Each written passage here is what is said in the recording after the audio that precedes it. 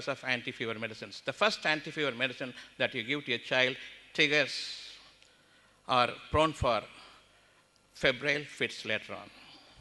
Because before and in the back, the blood vessels, the energy vessels are shrunken and frozen, no energy passing. In between, there is heat energy accumulation. Suppose that heat energy accumulation is there in the center of the head. He is prone for febrile fits later on when the fever comes. An infant, a child, should not suffer from febrile fits at all. The first medicine that you give to the child, a fever medicine, once it is cooled, it is not cooling the body, the energy lines totally throughout the body uniformly, but here and there. In case there is a block from front and from behind, then the clogging up of heat energy is there all the time. It finds a way to burst open so that the energy lines are set right. But there must be a fever to increase that energy so that it bursts open, and again the channels are maybe reopened and reunited with the rest of the energy system. What happens now is, during the fits, you are given the medication, again cooling. Extra energy is staying there in the center of your head because energy channels are blocked in both the proximally and distally, front and back. During a fever, further increase in the heat. This heat energy triggers the motor centers and causes the febrile fits. Allow the febrile fits to happen. Whether you give medicine, you don't give medicine, half to 1 minute it will stop. Even before you take him to a doctor, it stops.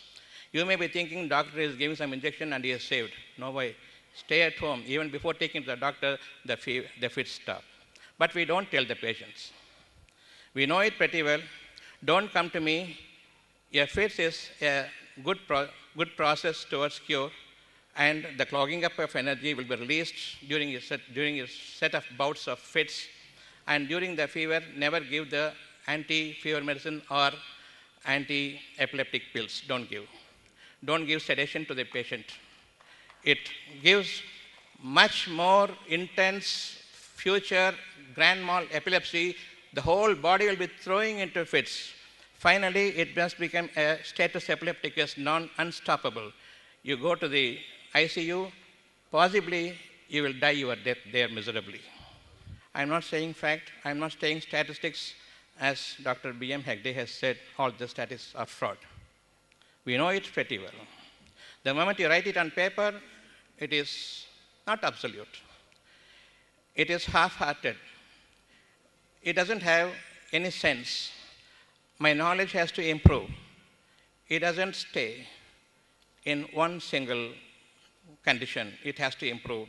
If my medical knowledge has to improve, I am so certain my medical knowledge is insufficient. That's the reason why there should be a development in knowledge. Whether you live in 21st century or you live in 21,000th century, there also the knowledge has to develop.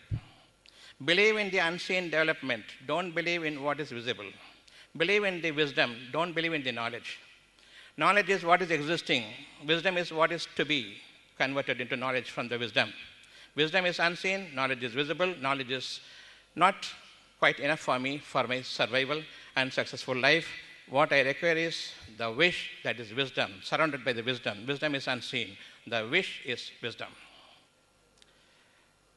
What is projected outward is a small gap through which a fundamental knowledge is given to you so that you can see it visibly. Materially, you can start using it. Knowledge is materialistic. Wisdom is non-material. Wisdom is unseen. Believe in the unseen. My wish is there, that will conduct me towards my future. I must be cured of the disease, I believe, but there is no drugs. Materially, nothing is available for me. So there are no drugs at all. They say that I will die, but I don't want to die. I want to live, which should have the upper hand. Concept-wise, I must live, or based on the insufficient knowledge, I shall die. When they say their insufficiency, inefficiency, you must know that they are ignorant people. masters of ignorance. They are not specialists, specialized in ignorance and arrogance. That's all. When they can say that you will die, how much of arrogance they must have? They must understand, I do not know. Every single specialist, diabetes or whatever, they must understand to admit and be humble before the eternal source. Eternal wisdom, be humble, say I do not know. I have to improve in my knowledge, so you do not know nothing about anything. That you must understand. We are all lay people, that's what we are believing. Don't believe so. For example, I am telling you a diabetes. What is diabetes? When they see blood sugar or urine sugar, you got diabetes. In the blood, the sugar level is increased. In the urine, the sugar level is increased, so you have diabetes. Right? This is the diagnosis over. At that point of time, you test your kidneys also. The kidneys are 100% effectively functioning. Later on, only the kidneys are going to be affected. Kidneys are 100% functional. There is no disease at all in the kidney. What is the function of a kidney? Anybody knows?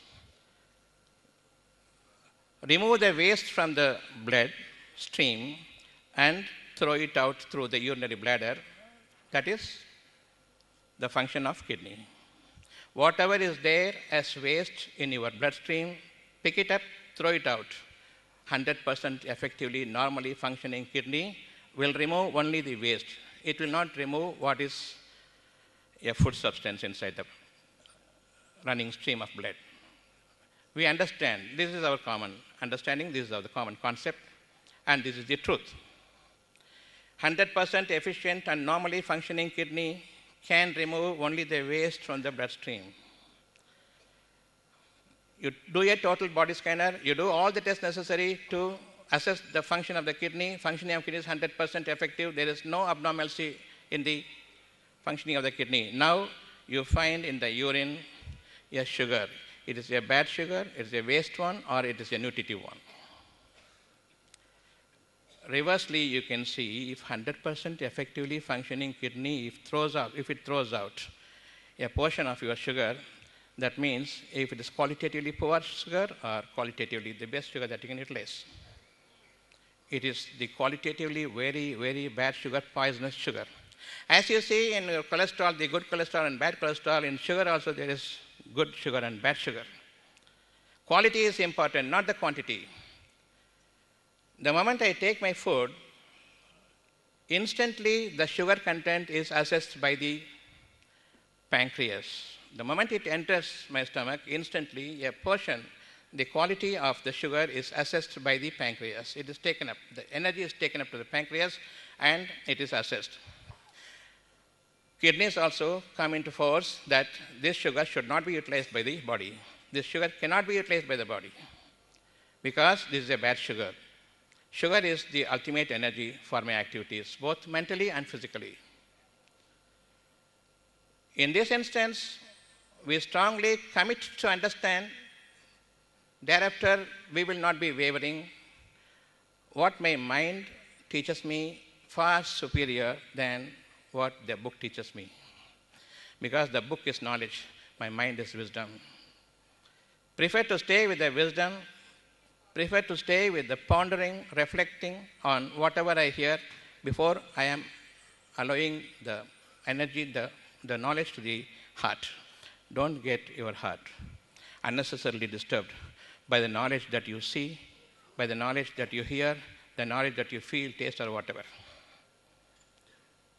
100% be effective, subservient to your mind rather than becoming a slave to the knowledge. Knowledge has to grow. All the time it has to grow. All the time it is substandard. Don't believe in the substandard knowledge. Now we understand this particular sugar should not be utilized by the body, so it is thrown out. The kidneys recognize that bad sugar and throws it out.